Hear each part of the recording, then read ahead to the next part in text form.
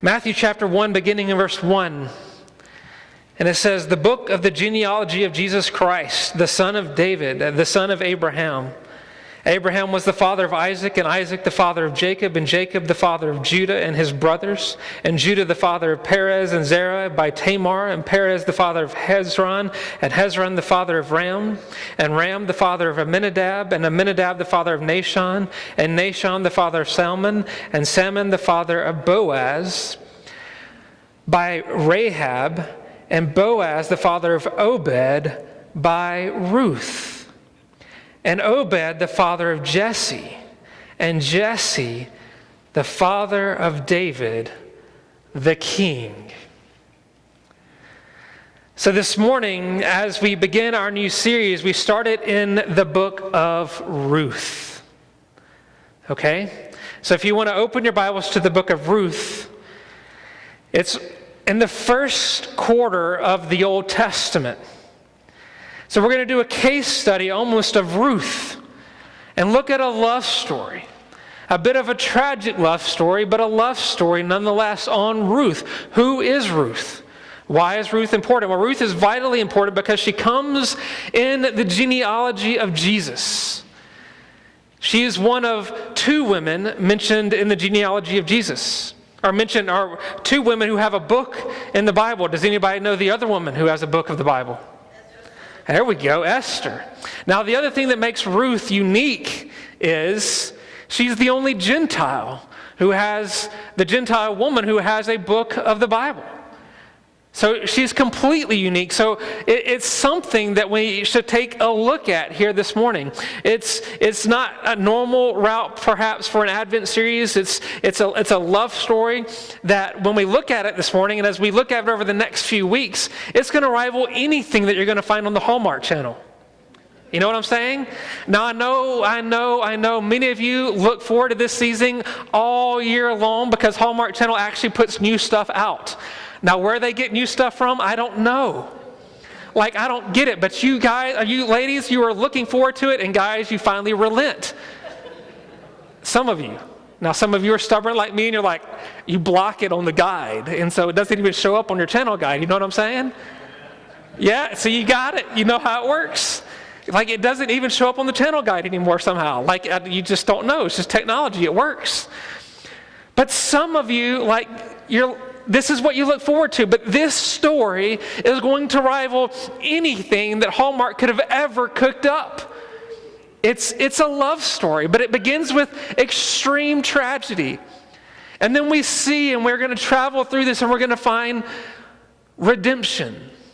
And we're going to find love. And we're going to find how God is obviously at work, because what did we just read? That Ruth ends up in the line of the king through Obed and Jesse and David.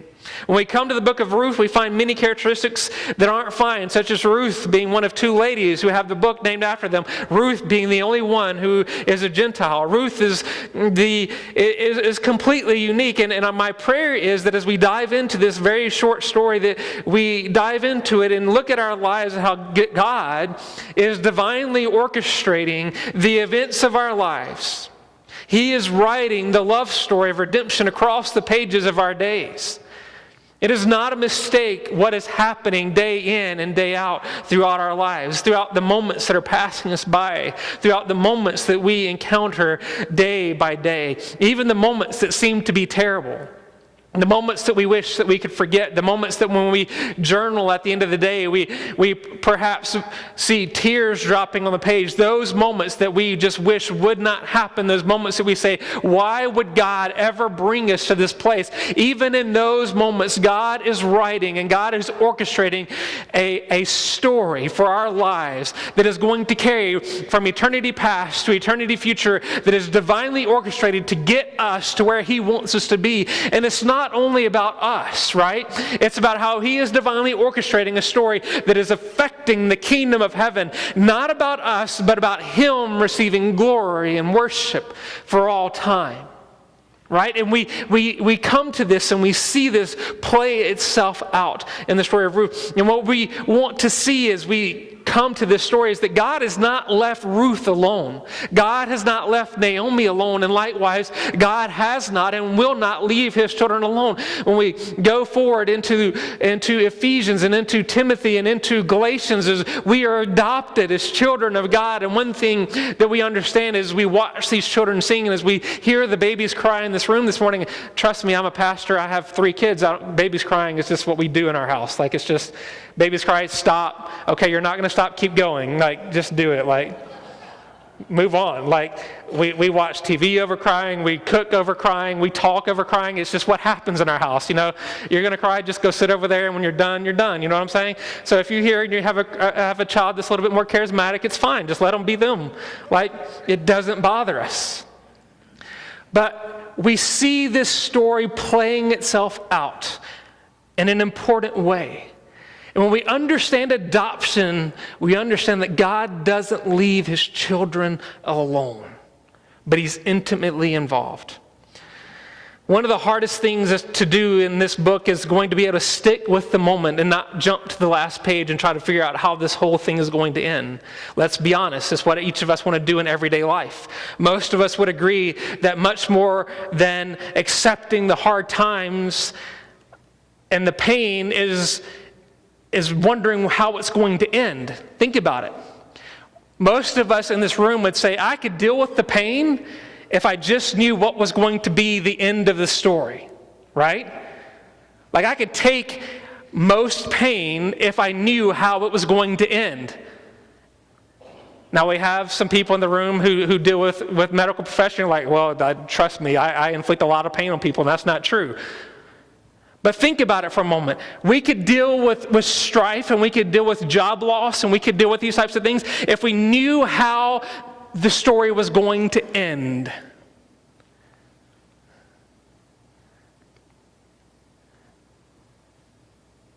But in the moment, we need to stop and recognize that we don't have to know the end of the story beyond what God has told him and told us. You're going to be with me. That's the end of the story. Now, what gets you from point here to point there, I know. And I care. And that's what we're going to see play out in this message this morning. This is the message of Advent. This is the hope of us looking forward to the coming of the King. This is going to take us forward to understanding and hopefully seeing what it means to look forward to with great anticipation the moment of the second coming. Ruth chapter 1, verse 1. It says, in the days when the judges ruled, there was famine in the land, and a man of Bethlehem in Judah went to sojourn in the country of Moab. He and his wife and his 2 sons, the name of the man was Elimelech. The name of his wife was Naomi, and the names of his 2 sons were Mahlon and Chilion. Great names. They were Ephraimites from Bethlehem in Judah, and they went into the country of Moab and remained there. But Elimelech, the husband of Naomi, died, and she was left with her 2 sons. These took Moabite wives. The name of the one was Orpah, and the name of the other was Ruth. They lived there about 10 years, and both Mahlon and Chilion died. So that the woman was left without her 2 sons and her husband. Then she rose with her daughters-in-law to return from the country of Moab, for she had heard in the fields of Moab that the Lord had visited his people and given them food. So she set out from the place where she was with her 2 daughters-in-law, and they went on their way to return to the land of Judah. But Naomi said to her 2 daughters-in-law, go return each of you to her mother's house. May the Lord deal kindly with you as you have dealt with the dead and with me. The Lord grant that you may find rest, each of you in the house of her husband. And then she kissed them, and they lifted up their voices and wept. And then she said to her, no, we will return you to your people. But Naomi said, turn back, my daughters. Why will you go with me? Have I yet sons in my womb that they may become your husbands? Turn back, my daughters, go your way, for I am too old to have a husband. If I should say I have hope, even if I should have a husband this night and should bear sons, would you therefore wait till they were grown? Would you therefore refrain from marrying? No, my daughters, for this is exceedingly bitter to me, for your sake, and that the hand of the Lord has gone out against me. Then they lifted up their voices and wept again, and Orpah kissed her mother-in-law, but Ruth clung to her. And she said, see, your sister-in-law has gone back to her people and to her gods. Return after your sister-in-law.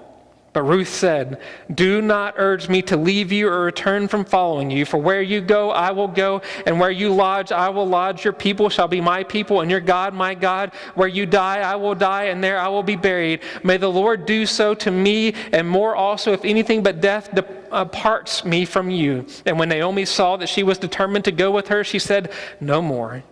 So the two of them went on until they came to Bethlehem. And when they came to Bethlehem, the whole town was stirred because of them. And the woman said, is this Naomi? And she said to them, do not call me Naomi, call me Mara, for the Almighty has dealt very bitterly with me. I went away full, and the Lord has brought me back empty. Why call me Naomi? When the Lord has testified against me, and the Almighty has brought calamity upon me. So Naomi returned, and Ruth, the Moabite, her daughter-in-law with her, returned from the country of Moab, and they came to Bethlehem at the beginning of the barley harvest. Well then, so where are we going to find a good Christmas story out of this one? When we look at verses 1 through 2, we find that in the days when the judges ruled, there was famine in the land. Okay, so we see that here, Elimelech is in Bethlehem, and he goes on a journey to Moab. Now, we're only 2 verses into this passage, and the narrator, the author who is unknown, is already filling us full of information. The period in which the story of Ruth unfolds is during a period of judges, the period in when there's no ruler, there's no king over Israel, when the people of Israel were perpetually falling away and being disobedient, a period where there's constant civil war, constant idol worship, and national disgrace. Now, catch this. Now, I know you guys may be slightly removed from the party scene, but think about this. Let's just break this down in common terms. This is the period of the judges where the Hebrew people are known for being a partying people who ignore the commands of God. So here's how it breaks it down in our layman's terms. This is spring break in New Orleans, in the French Quarter, all the time. Okay, so y'all aren't from New Orleans. Okay, this is spring break in San Francisco all the time. This is the Hebrew people gone wild. You know what I'm saying? Okay, y'all are asleep. These people have gone crazy. Like they have no judge, they have no king, they have no ruler. Their constant mode of action is disobeying God as much as they can. It's like the United States today. You know what I'm saying? God says do this, okay, let's go do this. God says be obedient to me. Well, he said do this, so let's see how we can rationalize what it means to sin. You know what I'm saying? And the problem is we do this a lot in the church. Well, the law says this, but we're free from the law based on Romans chapter 6, so that means we can twist the law. And a lot of mainline denominations even do this. We'll say, well, we're free from sin, so we can really just twist this around, and so let's just go have a party. Amen? Like, break out the good wine. You know what I'm saying? Like, this is what the Hebrew people have done. There's no king in the land. There's nobody keeping order around here. And so they're just having a good old time. And what happens here, if you go back around Judges chapter 10, is that people are just continually partying. They're continually being disobedient to God. And then God uses the surrounding countries, their neighbors, to come and inflict pain and horror on them, to just bring it down. I mean, that's what the book of Judges is that they just are completely over and over again judged, and they're being beaten down time and time again from famine or from their neighbors and war and strife. And then all of a sudden they realize, hey, perhaps God is mad at us. You think? And so they stop and they worship and they cry out to God for mercy. Just show mercy to us. And if you go back, this is what happens. The book does over. It's a cyclical pattern over and over again. They cry out to God for mercy and they worship God again. And so God brings mercy. He places a judge over them to get everything back in order. And then as soon as things are back in order and things are good, they forget God. They forget what it means to worship God, and it all happens all over again. And so what we see here happening in Ruth chapter 1, beginning in the first 2 verses, is there's a time of famine in the land. Perhaps it's a judgment from God. We can't really infer that, but perhaps it's a judgment from God where they've been disobedient and God is bringing their judgment. Perhaps, or perhaps there's just a famine in the land. We saw a famine in the land in Genesis when Abraham had to escape and go into Egypt. Remember, we're studying Exodus right now when we get back in there in January. They had to flee to Egypt to go in there and get grain. There's just a famine in the land. And so Elimelech's response is, well, we're going to go to Moab to find sustenance. Now, point of reference here. If you live in a city called Bethlehem, which means the place of bread, and you're in a famine, you might stop and recognize we might have a problem. I went to a KFC one time. I lived in Ohio for quite a few years. I went to a KFC one time, and Whitney can attest to this. And I said, I want chicken. And this is not a story pastor makes up. I said, I just want to get chicken. And they said, we're out of chicken.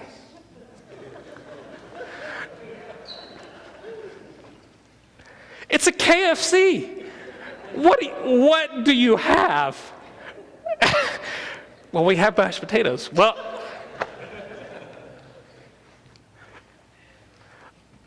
like seriously. The KFC is out of the just be K. Why do you need the FC part? You're missing the fried chicken. I was like, when will it be back in? Oh, now this is a Sunday afternoon, because what do Baptists do on Sunday afternoons? They get fried chicken. This is a Sunday afternoon. We'll only be at the end of the week. Well, by Friday, it was shut down. And you can imagine why. If you don't have fried chicken for 5 days, you're probably not going to be in business. Like, that's a legitimate story. If you search Oxford, Ohio, and you look for Kentucky Fried Chicken, it's not there. There's a Chinese buffet there now. They got chicken.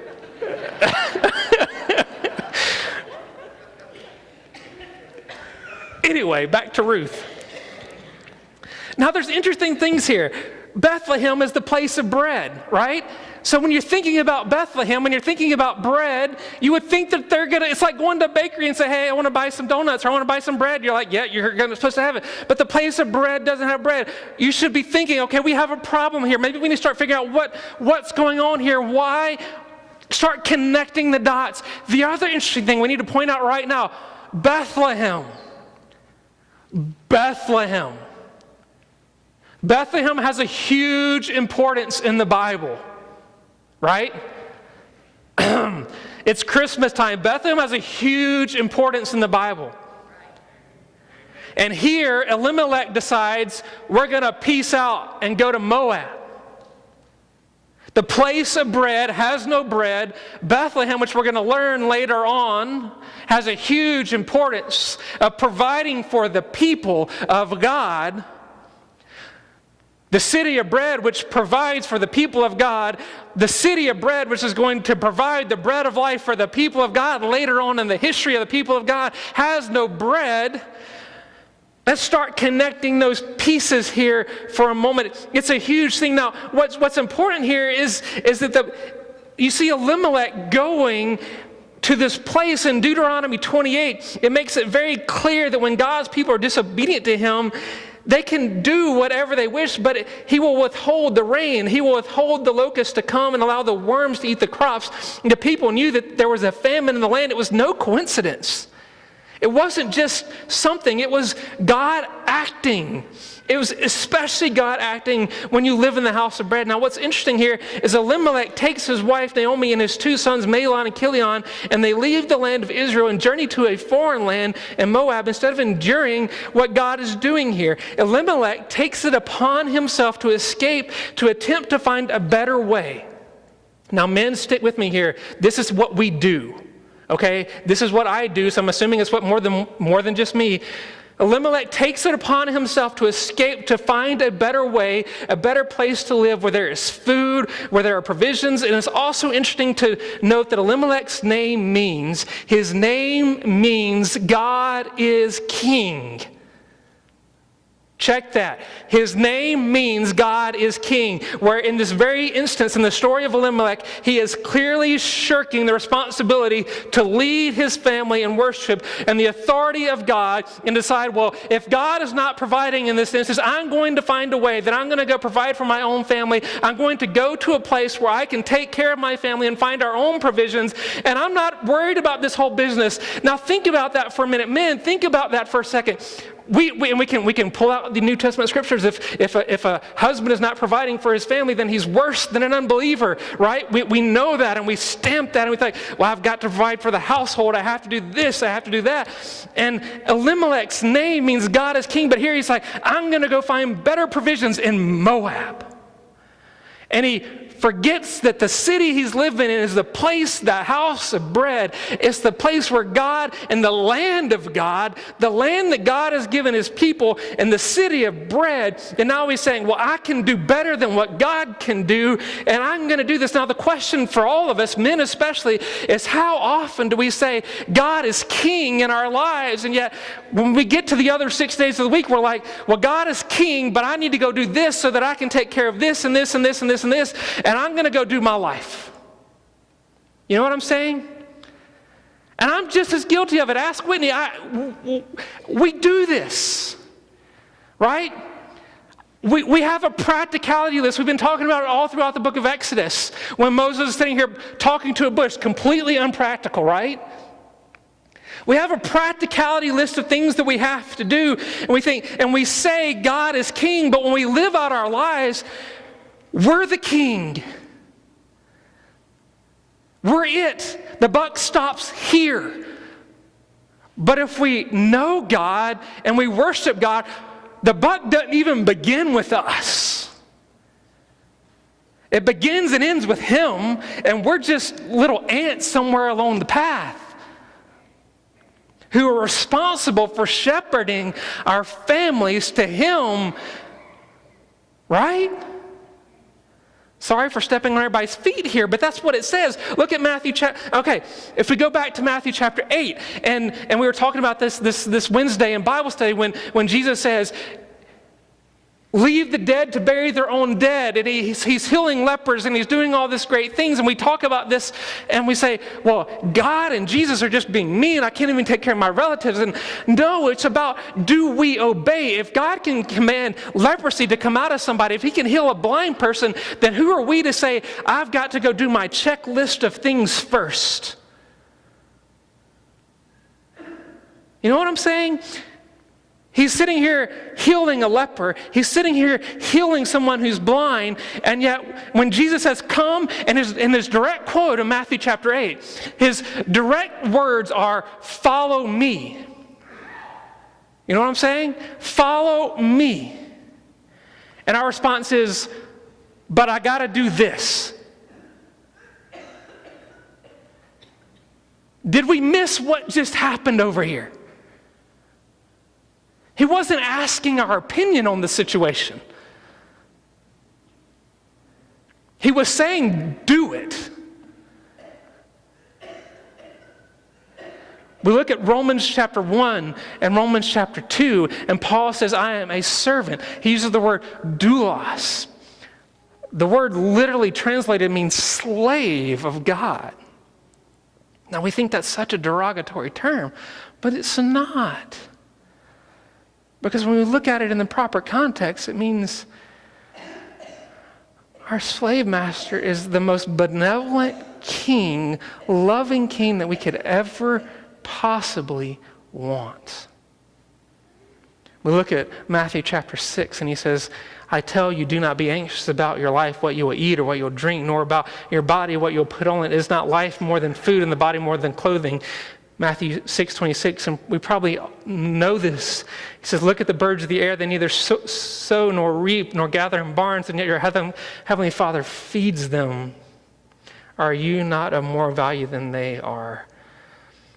And here in Ruth chapter 1, not only do they make matters worse, they had to running away, escaping judgment, but they escape to Moab, a place where there has been intense hatred between the Israelites and the Moabites. The Moabites are considered an unclean race. If we go all the way back to Genesis 19, we learn where Lot's daughters conspired to get him drunk, and he lays and has sex with his daughter, and there is born the Moabite race from an incestuous relationship with his oldest daughter. The Moabites are also known from having conquered Israel for 18 years during a period of Judges 3, during a time of Moses. And then the Moabite women seduced the Israelite men into immorality and the idolatry. And as a result, in Numbers 25, get this, in Numbers 25, if you don't believe me, look it up later. In Numbers 25, 24,000 people die because of the judgment of God, because of what the Moabite people do in seducing them into immorality.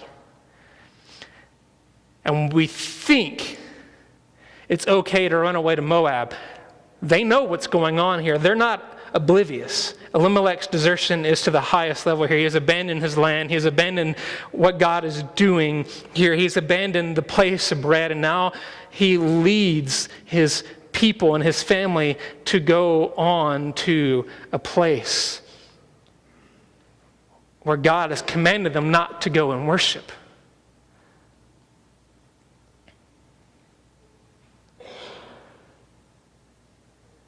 It's said in the Bible that if you go and you intermarry with a Moabite, that you are removed from the worship for 8 generations. Okay, Elimelech, start putting these pieces together. Verse 3, but Elimelech, the husband of Naomi, died, and she was left with her 2 sons, and they took Moabite wives, and the name of one was Orpah, and the name of the other was Ruth, and they lived there for about 10 years, and both Mahlon and Chilion died, and so the woman was left with her 2 sons and her husbands, and we see here the tragedy begins. Elimelech dies first, and Naomi's left with the 2 boys in this foreign land, and we have no reason why he dies, no details, no information, just that he dies. I mean, this is my kind of story here. We don't waste words. They just are dead. The harshness here in the passage is meant to convey the harshness of what is happening in the life of this family. And let's not zoom out too quick to miss the point. Elimelech takes his family into Moab to have provisions so that his family could survive. And get this, they all die, except for Naomi. This should be the passage and the message to all the fathers or the want-to-be fathers in this room.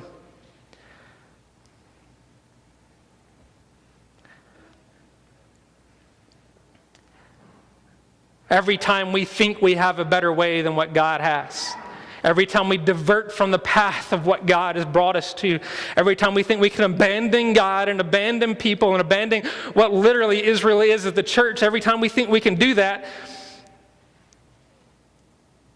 there are consequences for our choices. Check this, men. I know it was harsh for me this week.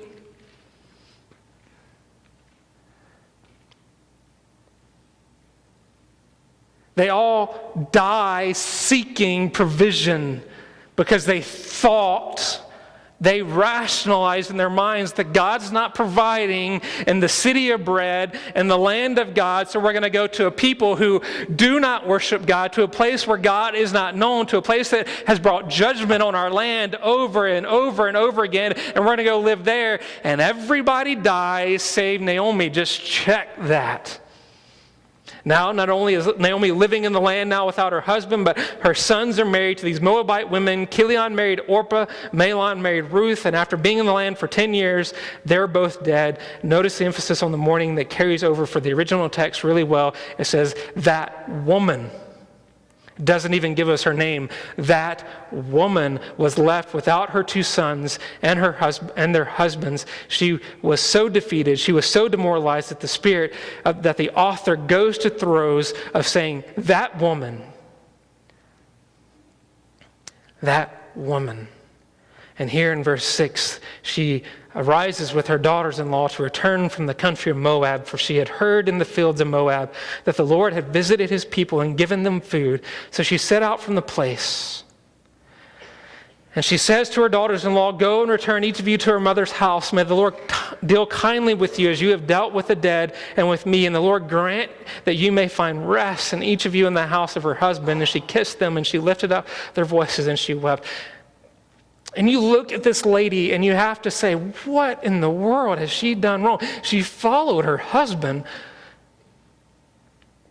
We come into these verses and we find our first dialogue, and Naomi has heard that the Lord has provided for the people of Israel. Harvest has returned to the land of Judah. There's a glimmer.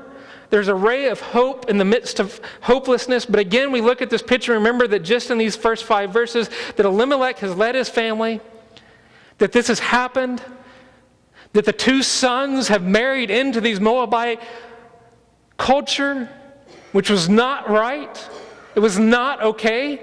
Think about this. If there's ever any single people in this room this morning, think about it. If you ever want a justification of why believers marry believers, it's right here. It's right here in these first few verses. We see this playing itself out.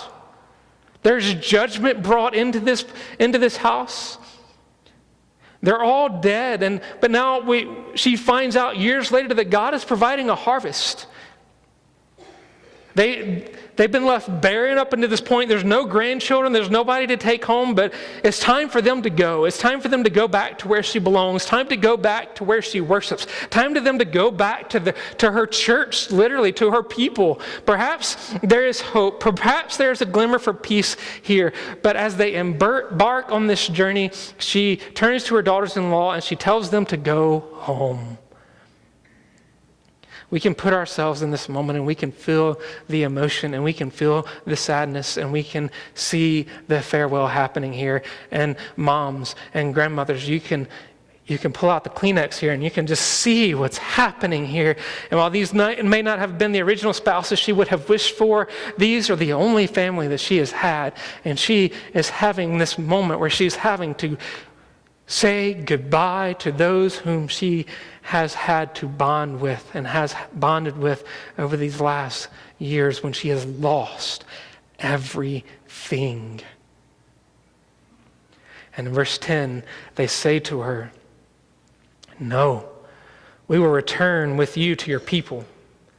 And Naomi said, "Turn back, my daughters. Why will you go with me? Have I yet sons in my womb that they may become your husbands?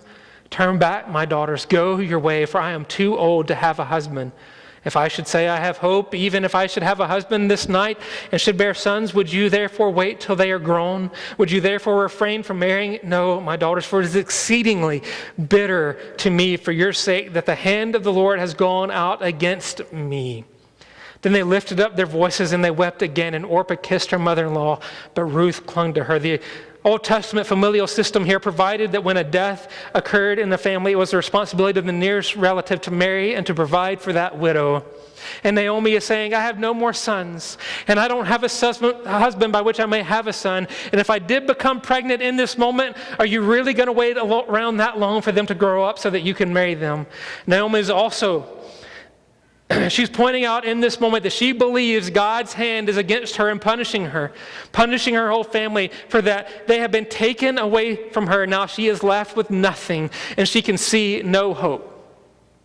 No hope in this darkness. She is left, so why should they be left to face this curse with her, where they could go remarry, have families, be provided for in their homeland, as opposed to being a widow with no redeemer, no land, and no provision.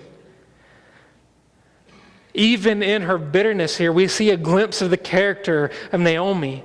She wants what's best for them. She's wanting Ruth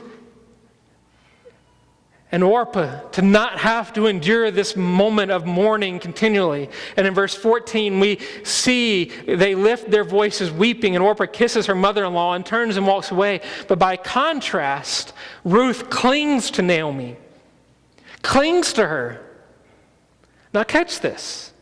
The word here for cling is the same word we see in Genesis. You know what I'm saying?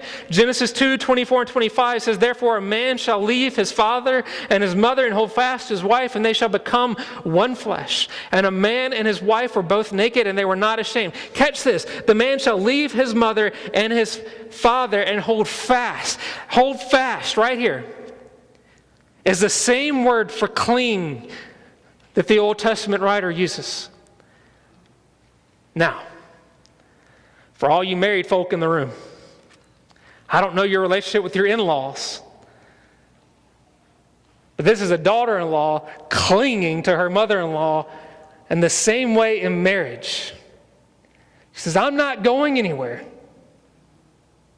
I'm committed to you. That's commitment. And let's see the commitment that she has here in verse 15. Now, this is a familial lesson for us all here. She says, see, your sister-in-law has gone back to her people and to her gods. Now, lesson number one in evangelism here. If we're trying to share the gospel with people, we don't want to send them back to their gods, right? Can we agree on that? That is not what we want to be doing. We don't want to be pushing people back to their original gods. When we pray for the UAE this morning, we want to be praying that they come to know our God, not to go worship other gods. We just don't want that. That's not good for business. You know what I'm saying? Not good. Return after your sister-in-law. But Ruth said, do not urge me to leave you or return from following you. But catch this. This is the point that we need to see and learn about family. From where you go, I will go. And where you lodge, I will lodge. Your people shall be my people. Your God, my God. Where you die, I will die, and there I will be buried. May the Lord do so to me, and more so, if anything but death parts me from you. And when Naomi saw that she was determined to go with her, she said no more. Verse 15 is telling. Orpah leaves. She has gone back to worshiping the gods of Moab and gone back to being with her people. And she looks at Ruth and she says, I'm going to be with you. And not just when you die, I'm not going to leave then, but where you die, I'm going to die. That's commitment. That's commitment. Your people are going to be my people. And may the Lord do so to me, and more also, if anything but death parts me. Now, we could see this happening in a marriage ceremony between a husband and a wife, right? That's fine. But between a daughter-in-law and a mother-in-law, that's commitment. That's commitment. That's commitment to the cause. This is an unbelievable commitment. She says, where you go, I'm going to be there. Your people, my people. Where you're buried, I'm buried. This is a huge moment here because Naomi has probably gotten quite a few years on Ruth, and the fact that Ruth says, I'm going to stay no matter what. She's committed to the family. She's committed to the life of Naomi. And there's not just going with Naomi and hoping she dies off along the way. She's going and she's committed to this life. Because think about it. The cynics in us could probably say, what's the 30 to 60 mile walk from here to Judah, to Bethlehem? What are the odds that Naomi's going to make the journey? Look at how bitter and angry she is in the moment. I mean, she could kill off on the way. But that's not the commitment Ruth makes here. Ruth says, I'm going, and we're going to make it. And not only are we going to make it, but we're going to do this life together. And even when you die, your people are still going to be my people. And verse 19. So the two of them went on until they came to Bethlehem. And when they came to Bethlehem, the whole town was stirred because of them. And the woman said, is this Naomi? And she said to them, do not call me Naomi. Call me Mara, for the Almighty has dealt very bitterly with me. I went away full, and the Lord has brought me back empty. Why call me Naomi? When the Lord has testified against me, and the Almighty has brought calamity upon me. So Naomi returned, and Ruth, the Moabite daughter-in-law, with her, who returned from the country of Moab, and they came to Bethlehem at the beginning of barley harvest. After this long journey back, God's providence is prominently on display again as the two women arrive back. When they come back to the city, the men are out in the fields and the women see them coming after 10 years. And they ask, is this Naomi? And her response is, do not call me Naomi, for the Almighty has dealt bitterly with me. I went away full, and the Lord has brought me back empty. The pain and the tension is real. Naomi and Ruth have just made this long journey from Moab to Bethlehem, and here they stand in the land they left 10 years ago without the joy and the family she left with. Now she returns at a time when they have harvest, a time when the famine is gone. She left with a great family during a time of hardship on the land, and now she returns during a time of harvest with no family. A name that means pleasure. Naomi means pleasure. She no longer wishes to be called, but now Mara, for she is bitter. Ruth is standing by her side, an outsider, an outcast, hearing the story told, hearing her mother-in-law be downcast, and then hear her say that she has come back empty, with nothing. Okay, for you Hallmark Channel people here, can you see this scene unfold? Can you see it happen here? They've taken this long journey back. And you were just seeing the triumph of Ruth saying, I'm going to stick with you. I'm going to be with you. I'm clinging to you. And whatever it takes to make this journey, I'm here. They get back into Bethlehem and everybody's watching. I mean, you know how women are, right? They're like, whoa, where is everybody? Like, is Elimelech and Mahlon and Chilion coming? Where are the grandchildren? Like, where's everybody else? And they say, Naomi, how's it been? How's it been going? And she says, don't call me Naomi anymore. For God has been very bitter towards me. Call me Mara. For I left full and I came back empty. And here you have Ruth, who has just committed her whole life to Naomi,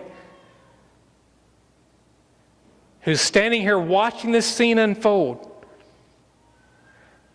And they're asking, where are the grandchildren? God didn't give us any grandchildren. Where are the sons? God took the sons. Where's Elimelech? God took him. I have nothing. I have nothing left.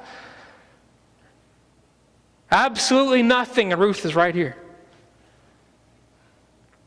Can you just see her emotionally crumbling? And you're sitting here watching this unfold like, wait a second. Hey, you, she's there. She said she was going to be with you forever. She's going to stay there once you're dead. She's there. Call me bitter. You probably think, I know people like that in my life. Mm-hmm. How often are we that person in our life? But that's a whole different story. But we see this scene unfolding and we wonder what's going to become of her now. Where's the story going to go? How can Naomi miss the blessing and the providence of God that is right beside her? So as we begin to wrap up this first chapter, how is God working? What is the purpose of Ruth chapter 1? What is the hope of Ruth chapter 1? What is the picture of God that we can find in this tragedy? If you're a note-taking person, this is where we start taking notes. And we're going to do this really quick. Number one, He is our great God. You think, have I really gone fishing with dynamite to get this point? But follow me on this one. Look back at what Naomi says here. She says, do not call me Naomi, call me Mara, for the Almighty has dealt very bitterly with me. Even in the midst of her anger, her depression, her sadness, her response is, the Almighty has dealt with me. When we think of this, we can think of the omnipotent God, our great God, the words El Shaddai, God Almighty. Shaddai is the title for God that emphasizes His omnipotence, His power, His supreme sovereignty over all things. And this, even in her angry, even in her depression, she says, He, the Almighty, has done this to me. And here is what I want us to realize, where Naomi is totally right. This is not one detail in the book of Ruth that is not ultimately under the sovereignty of a great God. There is not one detail in the book of Ruth that is attributed to chance. Instead, the picture here is Naomi saying, just like what Job said, the Lord gives and the Lord takes away. And it's interesting, Job 30 plus times uses the same word, Shaddai. 30 plus times. Job in chapter 27:2 says almost the exact same thing that Naomi says here. Job 27:2, as surely as God lives, who has denied me justice, the Almighty, Shaddai, who has made me taste the bitterness of my soul. The same Job who said God gives and God takes away says the Almighty, who has made me taste the bitterness of my soul. We must remember that we do not have a puny God who is surprised and shocked and unable to keep things under control. We have a great God who is sovereign and omnipotent and almighty, and this rock to stand on even when everything else seems like it's flailing under control. We do not have a God who is ever caught by surprise. He is never unaware of what's happening in this life. He is always in control, and this is how we can know that He is still actively working on our behalf for the good of those who love Him, who have been called according to His purpose, as we see in Romans 8:28 through 30. We know that. That's an absolute fact. It's not an if-then statement. It is an absolute. He is our great God. That's point number one. Point number two, He is our good God. It's easy to confess that He's our great God, because even when we're angry, even when we want to just cuss God out and let Him have it, we can still step back and say, you're great. We can be as angry as we want and still say, God is great, God is sovereign, and whatever. And we can do that. Like, that's not a problem for most of us in the room. We can be as angry as we want and still admit that God is great. But this is the harder one for almost all of us in this room, is we, even in anger, depression, sadness, and mourning, we can say God is great. But check this point. They're not the same points. Point number two, He is our good God. She says, do not call me Naomi, call me Mara, for the Almighty has dealt bitterly with me. I went away full, and the Lord brought me back empty. We can call Him great, but can we call Him good? Those aren't the same words, right? They're different things. They have different meanings. Think about that for a minute in your head. They're different. Perhaps we can say great easier than good. Think about it. We can admit to the sovereignty of God. We can admit that He keeps His promises. But here probably we find ourselves relating to Naomi, call me bitter. We can relate to Job. He has dealt with me the taste of bitterness in my soul. She doesn't deny the Almighty. She still declares Him El Shaddai. She calls Him Lord. But in this moment, she is bitter. We turn back to Job in Job 1:21, and he said, naked I came from my mother's womb, and naked I shall return. The Lord gave, and the Lord has taken away, but blessed be the name of the Lord. We remember the words of Romans 8:28 and through 30. And we can remember that all things work together for the good of those who love Him and are called according to His purpose. But do we trust? Do we trust that He is good in the midst of pain? When you have a plan that doesn't work out, when you have to plan that unexpected funeral, when the doctor gives you that unexpected diagnosis, when you have that moment of complete and unexpected and utter brokenness that comes out of left field, He is still good. He is still good. Catch this truth with me this morning. God ordains tragedy. Catch this. God ordains tragedy to set the stage for triumph. Okay? God ordains tragedy to set the stage for triumph.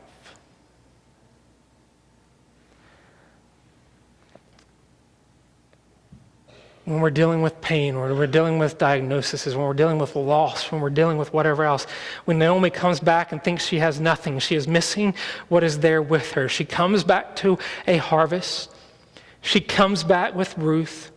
Ruth, who is grafted into the lineage of the king that we saw in Matthew chapter 1, who will redeem the people of the world. Ruth, who will stay by her side. But this is not the only story of tragedy in the Bible. I know it's hard to believe, but Ruth is not the only place bad things happen in the Bible. Famine strikes Abraham and Isaac, and both lead them into another land for their good in the end. But as we're seeing play out in Exodus, it's a tough way to exit the land. It's a famine that leads Jacob's families to set the stage for Egypt, for God's powerful salvation in Exodus. It's barrenness all over Scripture. We see Daniel thrown into the lion's den. We see Shadrach, Meshach, and Abednego being thrown into a fiery furnace. God ordains tragedy to set the stage for triumph. When we feel that God is far from us, when we feel that we are alone, when we get an unexpected diagnosis, when we hurt, when our homes are not what we dreamed, when our children are in pain, when we cannot find a job, when we struggle with barrenness, when we lose someone we love dearly, when we believe our sins are too bad or too hard or too numerous, when we believe that the fog won't lift, we must remember and we must realize that God and God alone overcomes our sorrow. His mercy is enough. His love is enough. His grace is enough. He is great, but more than great, He is good. This Christmas season, let us not just look to glittering, shining things. Let us not just point our kids to things. Let us not cope with broken hearts through consumption. Let us turn back and recognize that even in the moments that we feel that we have come back empty, God has been composing an entire symphony around your life. He's been composing an entire symphony around my life, that it's far greater than anything that we have ever heard or can ever compose on our own. We need to put the baton down. We need to stop trying to direct this thing ourselves and let Him direct the orchestra. And what our job is in this whole life thing is just to worship. It's just to worship. We need to stop trying to direct the pieces and just worship. That's what He's called us to do. Because get this, God ordains tragedy to set the stage for ultimate triumph. If you don't believe me, what was the cross? What was the cross? If there wasn't triumph in the cross, then we're wasting the time that we've been here this morning. But Ruth brings us to the King who takes us to the cross, who brings us to triumph, who brings us forward to looking for the advent of the coming of the kingdom of heaven here. This morning, if you were a guest, I appreciate you putting up with me for the time that you have. But for everybody that's here this morning, for everybody that's gathered here this morning, I would want you to examine your life. And I'm not numb enough to think that we're not all dealing with some type of pain. But if you're a believer this morning, let us remember we don't need to be Elimelechs. Let's not try to escape the pain to try to find the solution. Let us find God in the pain and let Him direct our lives. Let us stop trying to direct and let us worship. Let us worship. If you're not a believer here this morning, you're not alone. There's more than just one. And the same story of Elimelech applies to you as it does to the believer sitting next to you. We're all trying to do the same thing. Genesis 3 points us to the fact that we're all trying to direct this thing that we're not supposed to be directing.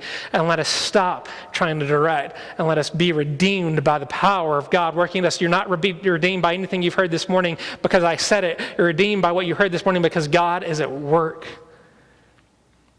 And God speaks through the gospel. The message of the gospel is this morning is that he is the king who is about redeeming his people the same way he is redeeming Ruth, the same way he is redeeming Naomi. He is redeeming all of us this morning. Let us not try to escape and control and direct, but let us stop and worship and be redeemed by the power of God who is orchestrating this whole thing every moment of your life.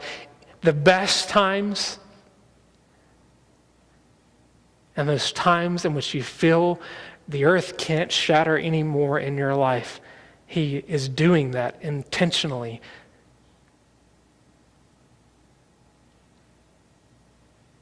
For your best sake.